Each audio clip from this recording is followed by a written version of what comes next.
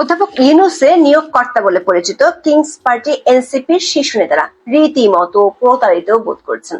তারা মনে করছেন আমের দুধে মিশে যাওয়ায় আটি এখন কড়াগুলি খাচ্ছে। বিএনপি আর অধ্যাপক ইউনূসের মিলনে নিজেদের পৃথিবী ঘিরে শুধু শূন্যই দেখছে সরকার সমর্থক দলটি। জুলাই ঘোষণাপত্র আর বিএনপির সঙ্গে অধ্যাপক ইউনূসের সমঝোতার অংশ হিসেবে ফেব্রুয়ারির প্রথমার্ধে নির্বাচনের ঘোষণায় তাদের এমন বোধোদয় হয়েছে। দলের ভেতরে ছড়িয়ে পড়েছে হতাশা, দেখা দিচ্ছে অন্তর্দ্বন্দ্ব আর অবিশ্বাস। দলটির বেশ কয়েকজন নেতা মনে করছেন অধ্যাপক ইউনূস আমের আটির মতো এনসিপি কে ছুঁড়ে ফেলেছেন। বিএনপির ইচ্ছে মতো দেওয়া হয়েছে জুলাই ঘোষণাপত্র, আবার আগের পরিকল্পনা বাদ দিয়ে নির্বাচনের মাধ্যমে চেষ্টা চলছে ক্ষমতা হস্তান্তরের। সেনাবাহিনীর সমর্থন রয়েছে এই প্রচেষ্টায়। সব মিলিয়ে এক রাজনৈতিক কানাগুলিতে ছেড়ে দেওয়া হয়েছে এনসিপি কে। ভেস্তে যাচ্ছে ডক্টর ইউনূসের ক্ষমতা দীর্ঘস্থায়ী করে কিংস পার্টিকে সংগঠিত করার কৌশল। এনসিপির মতো জামাতও প্রচন্ড হতাশ জুলাই ঘোষণাপত্র আর নির্বাচনী ঘোষণা নিয়ে। তবে সহসা ছাড়ার পাত্র নয় সরকার সমর্থক এই দল দুটি।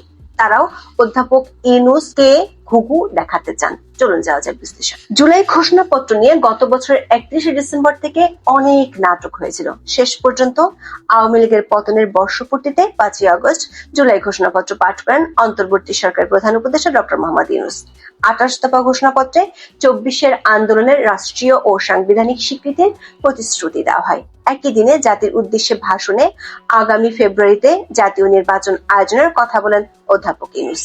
পরদিন ফেব্রুয়ারি মাসে রোজা শুরুর আগে জাতীয় সংসদ নির্বাচন আয়োজনের জন্য প্রস্তুতি শেষ করতে নির্বাচন কমিশনকে চিঠি দেয় তার কার্যালয়। স্বাভাবিকভাবে নির্বাচনের এমন ঘোষণায় খুশি হওয়ার কথা সবারই, কিন্তু বাস্তবতা হলো সবাই এই ঘোষণায় খুশি হতে পারেনি।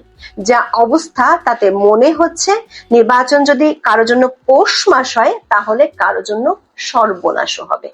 জুলাই ঘোষণাপত্র মন মতো না হওয়া আর নির্বাচনের ঘোষণা যেন অনেকটা বিনা মেঘে বজ্রপাতের মতো আঘাত করেছে কিংস পার্টি এনসিপি কে, যারা আবার পরিচিত অধ্যাপক ইউনূসের নিয়োগকর্তা হিসেবে। সাথে জামাত ইসলামী এবং তাদের মিত্ররাও অনেকটা হকচকিত, অথচ এমনটা হওয়ারই কথা ছিল না। জুলাই ঘোষণাপত্রে এনসিপি ও জামাত সহ কয়েকটি দলের বেশ কয়েকটি সুপারিশ শেষ মুহূর্তে বাদ দেওয়ার বিষয়টি কয়েকটি সূত্র থেকে আমরা নিশ্চিত হয়েছি। দলগুলোর অভিযোগ, চূড়ান্ত পর্যায়ে কেবল বিএনপির ইচ্ছাকেই প্রাধান্য দিয়েছেন ডক্টর মোহাম্মদ ইউনূস। এমনকি বিএনপির দাবি মেনে তাড়াহুড়ো করে 5ই আগস্ট রাতে জাতীয় নির্বাচনের স্পষ্ট রোডম্যাপ ঘোষণা করেন প্রধান উপদেষ্টা। এর মধ্য দিয়ে বিএনপির উপর তার আকস্মিক একক নির্ভরতা স্পষ্ট হয়ে উঠেছে। বিষয়টিকে এক ধরনের প্রতারণা হিসেবে দেখছে সরকারের মিত্র দলগুলো, যারা এতদিন অধ্যাপক ইউনূসকে নিঃশর্ত সমর্থন দিয়ে এসেছিলেন। বিশেষ করে এনসিপির বড় একটি অংশ মনে করছে তাদের প্রয়োজন ফুরিয়ে গেছে ডক্টর ইউনূসের কাছে। এমন অবস্থা তাদের জন্য রীতিমতো অস্তিত্বের সংকট তৈরি করেছে। এনসিপির এক সিনিয়র নেতা বলছেন, আম খাওয়ার পর আটিটি মানুষ ছুঁড়ে ফেলে দেয়, তেমনি এখন এনসিপি কে তাদের আমের আটির মতো মনে হচ্ছে। দর্শক, জুলাই ঘোষণাপত্র এবং নির্বাচন নিয়ে এনসিপি, জামাত এবং হেফাজতে ইসলামের প্রতিক্রিয়া থেকে তাদের হতাশা ও ক্ষোভের বিষয়টি পরিষ্কার। এনসিপি সদস্য সচিব আক্তার হোসেন মনে করছেন তাদের প্রস্তাবিত অনেক কিছু এই ঘোষণা থেকে বাদ দেওয়া হয়েছে। সবচেয়ে বড় বিষয় হলো এই ঘোষণাপত্রের কোনো আইনগত ভিত্তি নেই। সে কারণে দলটি মনে করছে ভবিষ্যতে এটি একটি কাগুজে বিষয় হিসেবেই থেকে যাবে। যদিও জুলাই ঘোষণাপত্রকে সংবিধানের 4র্থ তফসিলে অন্তর্ভুক্ত করার কথা বলা হয়েছে, কিন্তু সুপ্রিম কোর্টের সিনিয়র আইনজীবী ব্যারিস্টার শাহদিন মালিক মনে করেন এর কোনো আইনগত ভিত্তি নেই। তবে নির্বাচনের ঘোষণা সম্পর্কে কৌশলী প্রতিক্রিয়া দিয়েছে এনসিপি। দলটি মনে করে নির্বাচনের সময়সীমা নিয়ে সরকারের ঘোষণায় আপত্তি নেই, তবে এর আগে বিচার ও সংস্কারের দৃশ্যমান অগ্রগতি এবং মাঠ প্রশাসনের নিরপেক্ষতা নিশ্চিত করতে হবে। পাশাপাশি নিশ্চিত করতে হবে লেভেল প্লেইং ফিল্ড। একই মত জামাত ইসলামীর। দর্শক, এনসিপির প্রকাশ্য সংবাদ সম্মেলনের অন্তরালে ছড়িয়ে পড়েছে ভয়াবহ গৃহদাহ। এর সঙ্গে যোগ হয়েছে কক্সবাজারের পিটার হাসির সঙ্গে গোপন বৈঠকের তথ্য ফাঁস হয়ে পড়ার পর 5 নেতাকে শোকজের ঘটনা। বিভিন্ন সূত্র থেকে আমরা নিশ্চিত হয়েছি হাসনাত সার্জিস সহ 5 নেতার কক্সবাজার মিশন সম্পর্কে দলের শীর্ষ নেতাদের সবাই জানতেন। তাদের সম্মতিতে জরুরি ভিত্তিতে সংক্ষিপ্ত সফরটিতে যান এনসিপির প্রতিনিধিরা। কথা ছিল বিকেলের মধ্যে আবার ঢাকায় ফিরে আসবেন, তবে ঘটনাটি ফাঁস হয়ে যাওয়ায় সবকিছু এলোমেলো হয়ে যায়। বিষয়টিকে সামাল দিতে নেতারা ঢাকায় না ফিরে হোটেল বদলে কক্সবাজারে অবস্থান করেন। তবে এনসিপির পক্ষ থেকে এই শোকজ করার ঘটনা তাদের হতভম্ব করেছে। এই ঘটনায় দলের মধ্যে তৈরি হয়েছে নানামুখী সন্দেহ আর অবিশ্বাস। একটি পক্ষ মনে করছে গা বাঁচাতে শীর্ষ পর্যায়ের সিদ্ধান্তে এই শোকজ করা হয়েছে। এর সঙ্গে সরকার ও গোয়েন্দা সংস্থাগুলোর যোগসূত্র থাকার আশঙ্কাও করছে তারা। এই অবিশ্বাস ও সন্দেহের প্রকাশ ঘটতে দেখা গেছে কক্সবাজারে যাওয়া 2 নেতার জবাবে। এমনকি জুলাই ঘোষণাপত্র নিয়ে তীব্র ক্ষোভও এসেছে শোকজের জবাবে। এনসিপির অন্যতম মুখ্য সংগঠক হাসনাত আব্দুল্লাহ শোকজ নোটিশের জবাবে লিখেছেন, ঘোষণাপত্র পাঠের অনুষ্ঠানে তিনি অংশ না নেওয়ার সিদ্ধান্ত আগেই নিয়েছিলেন। এর অর্থ হলো ঘোষণাপত্রে কি থাকছে সেটি আগেই জানা ছিল এনসিপি নেতাদের। তবে সেখানে নিজেদের পরিকল্পনার প্রতিফলন না থাকায় ক্ষুব্ধ হন হাসনাত। তিনি দাবি করেন ঘোষণাপত্রের খসড়ায় এমন কিছু বক্তব্য রয়েছে যা আন্দোলনের মূল চেতনার সঙ্গে সাংঘর্ষিক। সংবিধান সংস্কারের দায়িত্ব পরবর্তী নির্বাচিত সরকারের উপর ছেড়ে দেওয়ার বিষয়টি নিয়ে প্রশ্ন তোলেন হাসনাত। বলেন, শুরু থেকেই দাবি ছিল জনগণের ভোটে নির্বাচিত একটি গণপরিষদের মাধ্যমে নতুন সংবিধান তৈরি করতে হবে যা মৌলিক কাঠামো বদলাবে এবং ফ্যাসিবাদকে বিলোপ করবে। অর্থাৎ তাদের সুরক্ষা পরবর্তী সরকার আদৌ দেবে কি না তা নিয়ে প্রচন্ড সংশয়ে পড়েছেন এনসিপির এই নেতারা। হাসনাতের লিখিত জবাবে দলের শীর্ষ নেতাদের মধ্যে দূরত্ব ও দ্বন্দ্বের বিষয়টিও পরিষ্কার। তিনি লেখেন, 4 আগস্ট রাতে দলের আহ্বায়ক নাহিদ ইসলামের সঙ্গে যোগাযোগের চেষ্টা করেন। তবে তাকে না পেয়ে মুখ্য সমন্বয়ক নাসিরউদ্দিন পাটোয়ারীকে জানান তিনি তার স্কুল বন্ধুদের সঙ্গে 2 দিনের সফরে যাচ্ছেন। নাসিরউদ্দিন তখন নিশ্চিত করেন আহ্বায়ক বিষয়টি জেনেছেন এবং এতে কোনো আপত্তি নেই।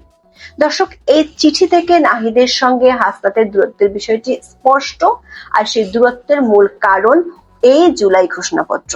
কয়েকদিন আগে সেনা এপিসিতে গোপালগঞ্জ থেকে উদ্ধার পাওয়া হাসনাত আব্দুল্লাহ নতুন করে সেনাবাহিনীর ভূমিকা নিয়েও দ্বন্দ্বে পড়েছেন।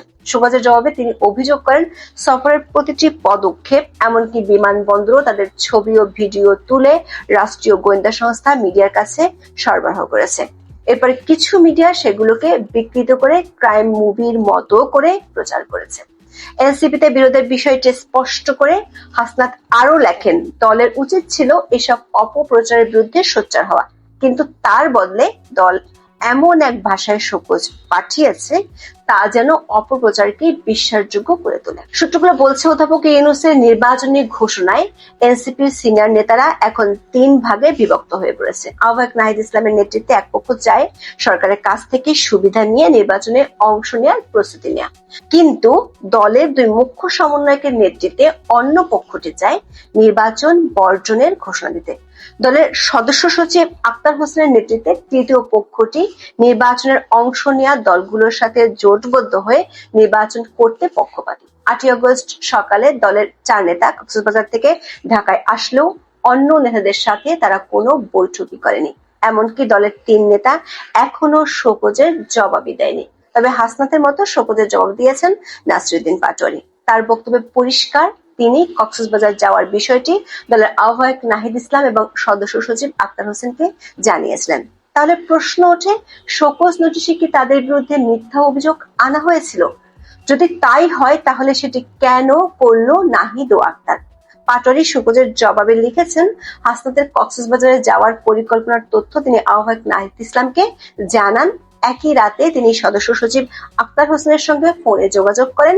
এই সময় জানতে পারেন পরদিন 5 আগস্টের রাষ্ট্রীয় প্রোগ্রামে দল থেকে 3 জন প্রতিনিধি যাচ্ছেন এবং সেখানে তার কোনো কাজ নেই। দর্শক, খেয়াল করে দেখুন, জুলাই আন্দোলনের বর্ষপূর্তির অনুষ্ঠানে এনসিপির কর্মসূচি কি, অথবা রাষ্ট্রীয় অনুষ্ঠানের দলে কারা যাবেন সেটি আগের রাতেও দলটির আহ্বায়ক কমিটির গুটি কয়েক নেতাই শুধু জানতেন। নাসিরুদ্দিন পাটোয়ারির মতো মুখ্য সমন্বয়কও সেটি আক্তার হোসেনকে ফোন করার পর জেনেছেন। এর অর্থ দাঁড়ায় ঘোষণাপত্র পাঠের মতো অনুষ্ঠানটি নিয়েও দলের একটি পক্ষ শেষ মুহূর্ত পর্যন্ত লুকোচুরি চালিয়ে গেছে।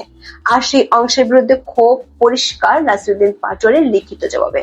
তবে এই সফরটির উদ্দেশ্য যে শুধু ঘোরাঘুরি করাই ছিল না, সেটিও পরিষ্কার করেন পাটোয়ারি। লেখেন, ঘুরতে গিয়েছিলাম, তবে এই ঘোরার লক্ষ্য ছিল রাজনীতির ভবিষ্যৎ দিক নির্দেশনা নিয়ে একান্তে চিন্তা ভাবনা করা।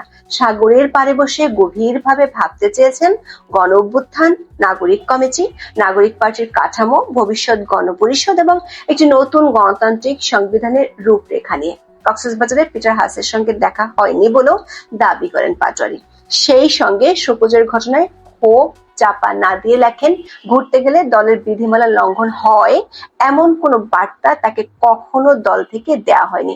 এখানে না থেমে তিনি লেখেন, অসভ্য জগতে সভ্যতার এক নিদর্শন হিসেবে তিনি এই শোকজের জবাব দিয়েছেন। একটি ইঙ্গিত দিয়ে শোকজের জবাবের শেষ করেন নাসিরুদ্দিন পাটোয়ারি। লেখেন, ঘুরতে যাওয়া অপরাধ নয়, কারণ ইতিহাস কেবল মিটিং এ নয়, অনেক সময় নির্জন চিন্তার ঘরে বা সাগরের পাড়েও জন্ম নেয়। প্রশ্ন হলো, সাগর পার থেকে এবার কোন ইতিহাসের ছক কষছেন হাসনা সার্জিস পাটোয়ারিরা? সেই ইতিহাসের লেখনীতে সহায়ক শক্তি হিসেবে কারা থাকছেন? ঘোষণাপত্র এবং নির্বাচন নিয়ে জামাত ও হেফাজতের আপত্তিও কি এনসিপির এই অংশের সঙ্গে গিয়ে মিলবে বঙ্গোপসাগরের মোহনায়?